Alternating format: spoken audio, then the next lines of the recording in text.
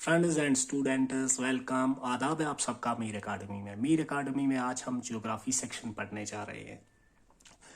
Geography NCERT class 6 जिसकी description आपके सामने है।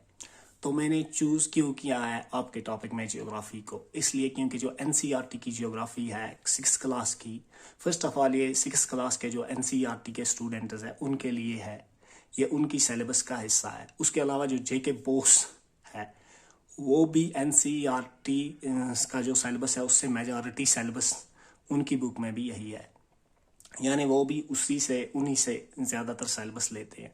तो ये उन स्टूडेंट्स के लिए, जेके बोस स्टूडेंट्स के लिए 6 क्लास के लिए भी बहुत ज़रूरी है।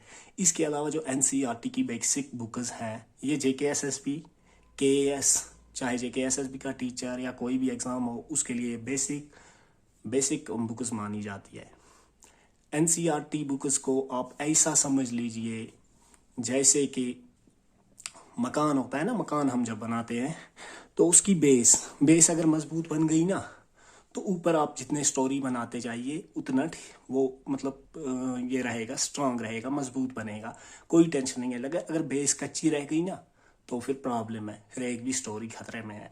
तो इसलिए ये बेसिक बुक्स है, ये हाईली रिकमेंडेड है जेके एसएसबी और केएएस एग्जाम्स के लिए। तो चलिए, चूंकि जो जियोग्राफी सेक्शन है ये 6 क्लास में सबसे पहले जियोग्राफी की बुक होती है, 5th तक ईवीएस होता है, 5th तक कोई भी जियोग्राफी की बुक नहीं होती। तो चलिए आगे बढ़ते हैं। सबसे पहले 6 क्लास की बुक को उठाते हैं। 6 क्लास की बुक का नाम है द अर्थ आवर हैबिटेट और इसमें है 8 चैप्टर।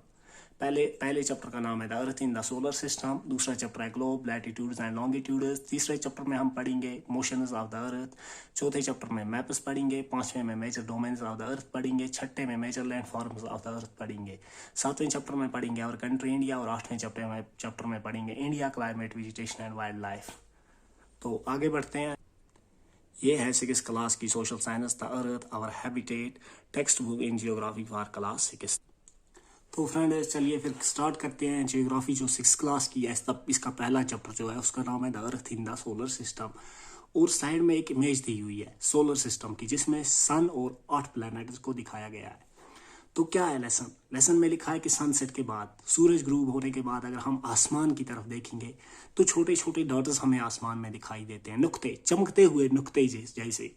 और आहिस्ता आहिस्ता अगर हम लगातार देखते रहेंगे तो ये नुक्तों की तादाद, इन चमकीली चीज़ों की तादाद बढ़ती जा रही है। ऐसा लगता है कि आसमान में डायमंड्स, हीरे लगाए हैं, ये सारे ही चमकते नजर आ रहे हैं। लेकिन अगर गौर से देखा जाए तो ये चमकते तो सारे हैं, लेकिन कुछ तेज चमक रहे होते हैं, कुछ कम चमक रहे होते हैं। अब आगे बढ़ते हैं फ्रेंड्स।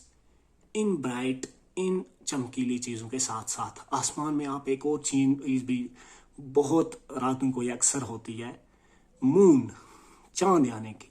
लेकिन एक चीज़ है, चांद डिफरेंट टाइम्स में हमें दिखता है। किसी दिन ये 7 बजे आप देखोगे, किसी दिन शाम 6 बजे, किसी दिन 8 बजे दिखेगा, किसी दिन 9 बजे। डिफरेंट शेप्स में होता है। किसी दिन ये थोड़ा सा होता है, आपने देखा ज़रूर होगा, किसी दिन उससे बड़ा, किसी दिन हाफ, फिर किसी दिन फुल मून। आप हमेशा फुल मून को तकरीबन 1 महीने में एक ही बार देख सकोगे, और फुल मून की रात, हम उसको फुल मून नाइट कहते हैं, यानी पूरे चांद की रात। तो फ्रेंड्स आगे बढ़ते हैं। और उसके 10-15 दिन के बाद आप जो ये चांद है ना, ये बिल्कुल आपको नजर ही नहीं आएगा।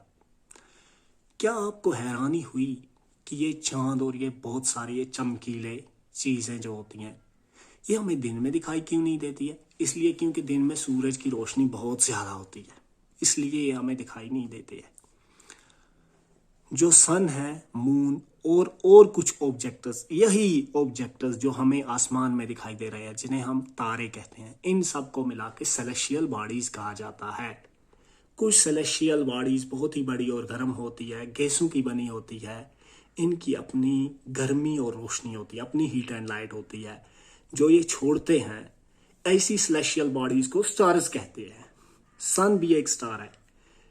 मैं एक बार रिपीट करूंगा। कुछ सेलेस्टियल बॉडीज जिनकी अपनी रोशनी और गर्मी होती है और ये रोशनी और गर्मी बाहर छोड़ते हैं, ऐसी सेलेस्टियल बॉडीज को स्टार्स कहते हैं, और सन भी एक स्टार है। जो ये बेशुमार चमकते सितारे होते हैं आसमान में रात को, ये भी सन ही की तरह है, लेकिन हम इनकी गर्मी और रोशनी महसूस नहीं कर सकते। सूरज की रोशनी हम महसूस करते हैं ना, गर्मी भी महसूस करते हैं, लेकिन और बेशुमार सितारे जो है आसमान में, इनकी गर्मी और रोशनी हमारे तक नहीं पहुंचती, क्योंकि एक तो ये बहुत छोटे हैं और ये हमसे बहुत दूर है। फ्रेंड्स, आगे बढ़ते हैं। आपने देखा होगा, अगर हम दूर से किसी चीज़ को देखते हैं ना, वो हमें छोटी दिखती है। जो एरोप्लेन होता है ना, हवाई जहाज़, वो जब आसमान में उड़ता है ऊपर ऊंचाई पे, वो हमें दूर से कितना छोटा दिखता है।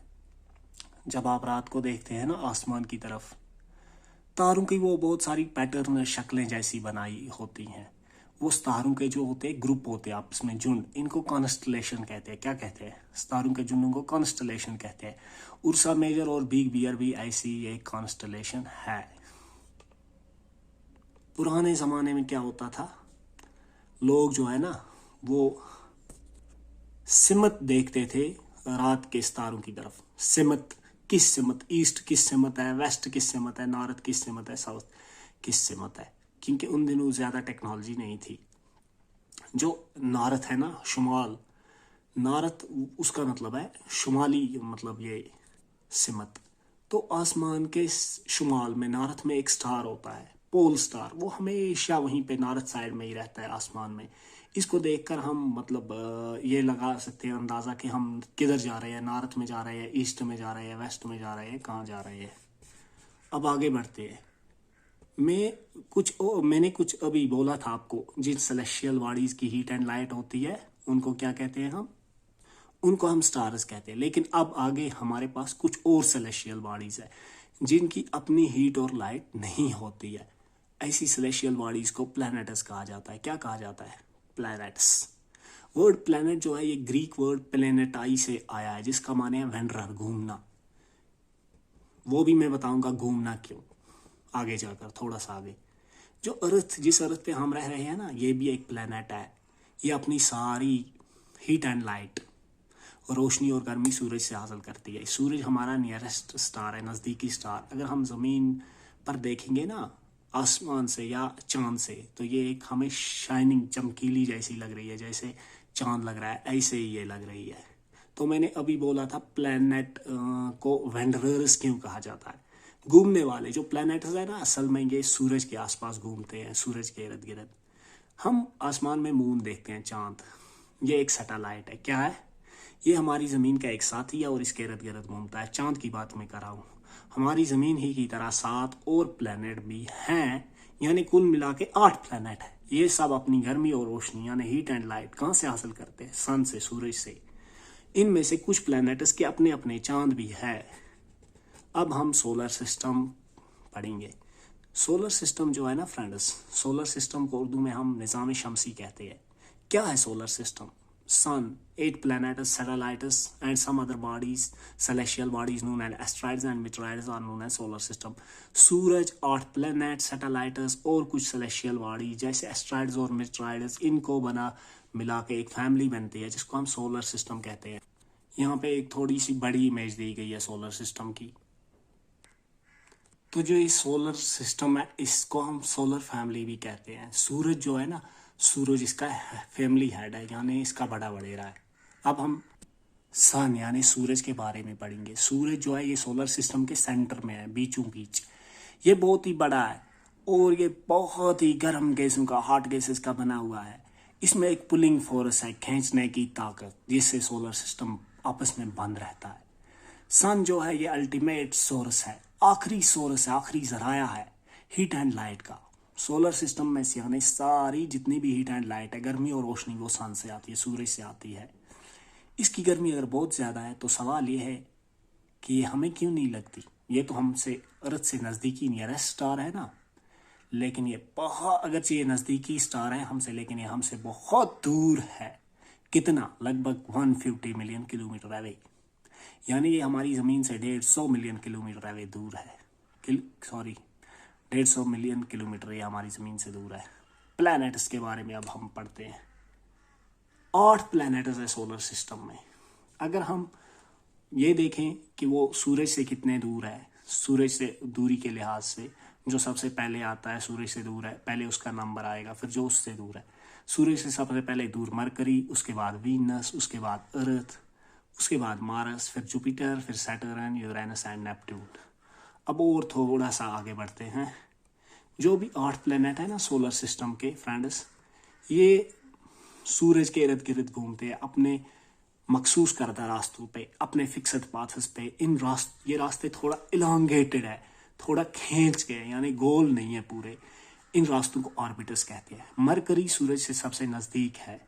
इसको 88 डेज 88 दिन लगते हैं सूरज के आसपास अपने ऑर्बिट पे एक राउंड करने को। वीनस जो है इसको अर्थ का ट्विन माना जाना है, यानी ट्विन माना जाता है, यानी ज़मीन का साथी, क्योंकि इसकी साइज और शेप जो है, शक्ल वगैरह, ये ज़मीन जैसी ही है। आज से कुछ साल पहले 2006 तक प्लूटो भी एक प्लेनेट माना जाता था, लेकिन इंटरनेशनल एस्ट्रोनॉमिकल यूनियन ने एक फैसला लिया 2003 में कि प्लूटो और कुछ और सेलेस्टियल बॉडी जो हाल ही में दरियाफ्त हुई है, इनको हम डार्क प्लैनेट्स में रखेंगे। याद रखना है, यही ऑब्जेक्टिव कल एग्जाम में आते हैं। तो फ्रेंड्स, इसके बाद अर्थ है, जो कि हम नेक्स्ट वीडियो में उठाएंगे, नेक्स्ट वीडियो में, क्योंकि वीडियो थोड़ा शॉर्ट ही होना चाहिए, आपको भी समझ आना चाहिए, आप भी इसको रिवाइज भी कर पाएँ अच्छी तरह याद भी रहे। तो थैंक्स। तो मेरी ही रिक्वेस्ट रहेगी आपके साथ फ्रेंड्स और स्टूडेंट्स कि अगर आपके फ्रेंड्स भी पढ़ रहे हैं तो वीडियो ज़रूर उनके साथ भी शेयर कीजिएगा, क्योंकि यूट्यूब का सबसे बड़ा फ़ायदा ये है कि यहाँ पे जो मतलब जो कोचिंग एफर्ट नहीं कर सकते, जो स्टूडेंट्स, एस्पायरेंट्स, जो बच्चे कोचिंग एफर्ट नहीं कर सकते, यूट्यूब उनके लिए ईजी मेथड है। थैंक्स।